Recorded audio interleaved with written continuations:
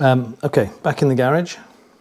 I thought what I'd do is, because I got quite a few of the jobs incorrect, and there were quite a few things that needed to be done on the car after to get it through PBC and IVA.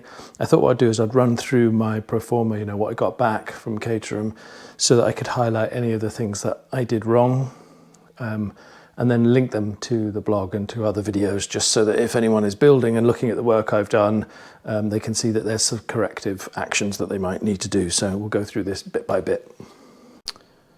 The handbrake needed a little bit of extra tightening, and the windscreen wipers needed to be moved. The fuel cap needed to be tethered, nothing that wasn't really something that could have been done. I guess the first major thing was, all right, the harness top mounts, the bolts themselves. So if you remember, there are bolts that go through here, through the top, this rail here behind the seats. There's two for the passenger side and two for the driver side, as there. And when these bolts go through, they have to go through 2 or 3 threads, because the IVA checks the underside for threads. All right. So what you're looking at there then is the underside of the left-hand side passenger. And what you'll notice is it's absolutely flush. Okay, so this bolt here, this bolt head here is absolutely flush. This one here is clear, but it's part of the diff bracing. So you can see that's considerably different, and no wonder, because I didn't put any diff bracing in. A test indicating that it should have 2 or 3 threads that are sticking through. Both of those are flush at best. And just for the record, I was charged 108 quid to fix that. One, which was I used the incorrect bolts. What does it say? Incorrect hardware used on engine mount to rubber requires correct bolts to be fitted, and of course that's not a quick job to be done.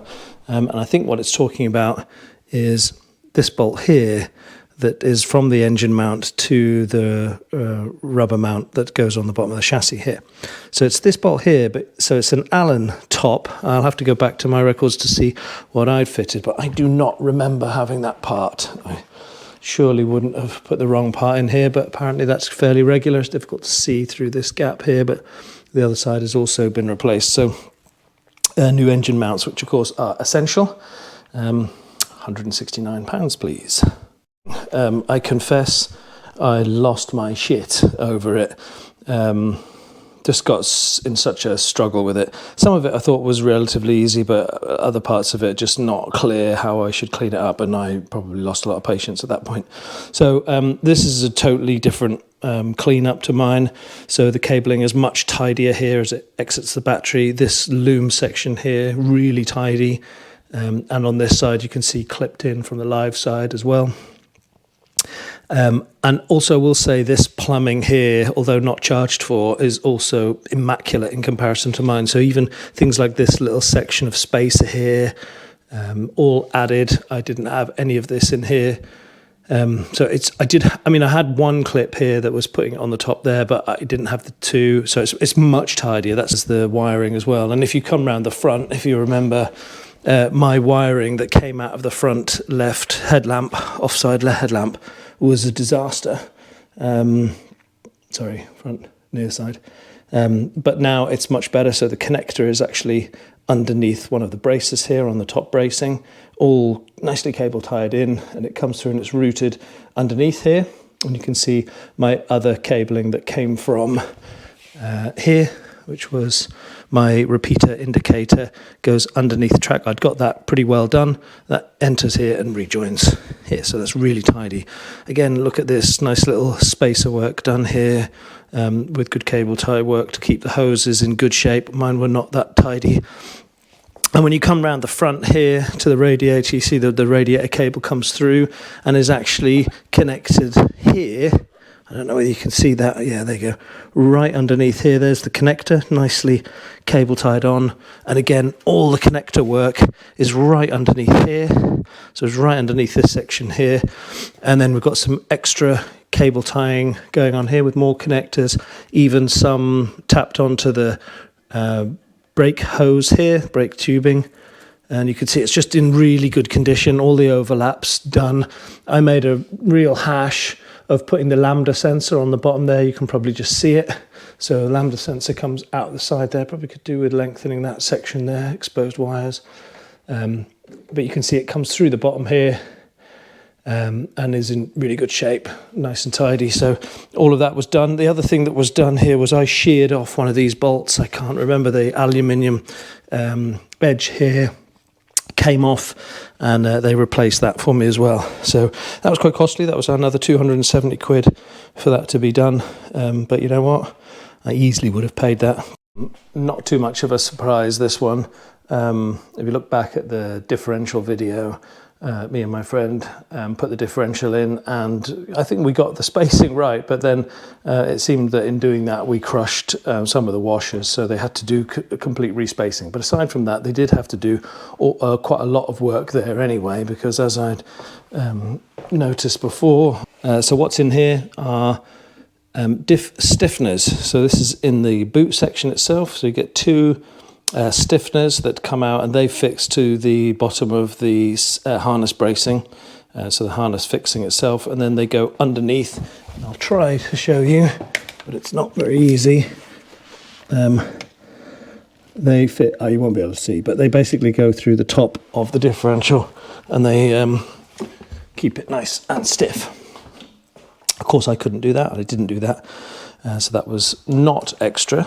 By the way, no charge made there, because Caterham acknowledged that that's effectively a warranty failure.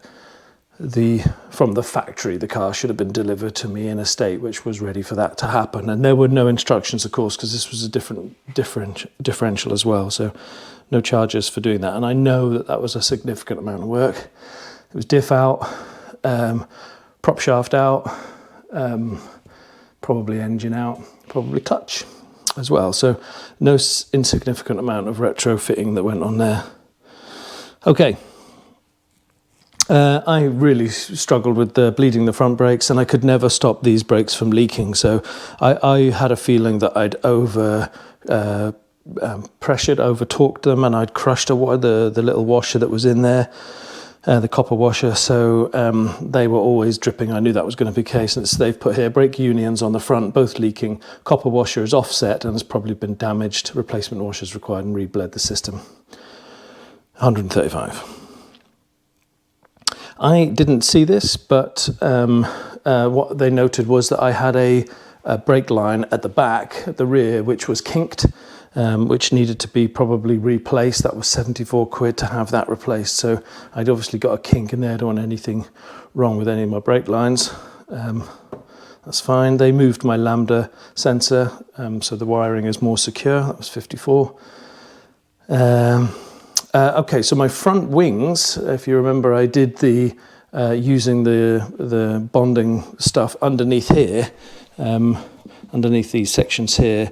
I thought I'd put enough on, but they didn't think that was enough to give it a really good bond, so they've gone over that again with a couple more on both front and rear, both sides there, just to make sure that my front wing stays are on secure, which I'm very appreciative of.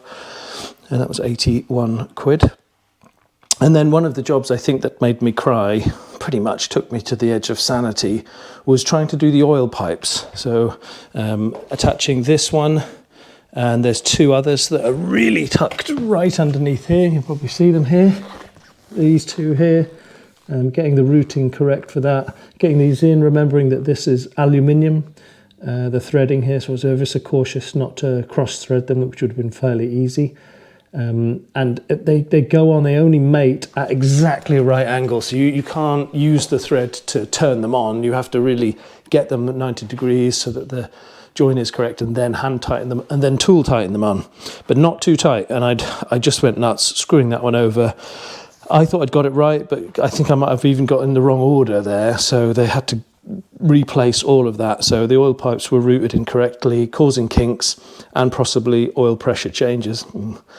And it was very close to the auxiliary belt here as well. So I'd got my oil wiring, you know, these hoses were a little too close to these. So, I mean, that keep the distance, which is good. So they repositioned, drained and refilled it all, 162. You can see it was mounting up. And that's it. So those were the main things that I did wrong. There was obviously the big work that Caterham did for me was having to sort out the clutch and also the SADEV right through to the diff. So let's be honest, that's a crucial piece of work that I didn't have a great deal of instructions for. And the car wasn't also factory prepared. So little things that had to be done, like this here, which is my gear change indicator light, that had to be added on as a separate thing because that wasn't put in the dashboard. This is not the normal dashboard that you would fit that in because it's it's a regular dashboard, not the 620 where you would normally get that fitted. So there was quite a few little bits and bobs that were bespoke that they had to do, and I couldn't have known about, so I accept that.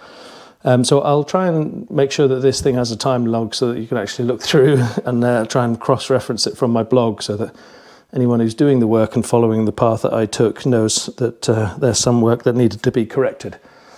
All in all, it cost me £1,400 to rectify it. I imagine if they'd charged the hours, probably double that for the diff and the engine and the gearbox replacement. But having said that, I don't really care. It's a track car. I don't really want to trust myself. I'm an amateur builder, so yeah, you could argue, why didn't you just get it factory built right from the start? But I did really want the building experience. I do think I've learned a lot. I think when I bring it home, I'll do my own services. And I think when I have issues on track, I'll know where to start looking. I'm still not an expert, but I feel a lot more confident, so I'm happy to have paid for the privilege to do that. And I do want it tight because I hope to be going pretty fast on the track soon.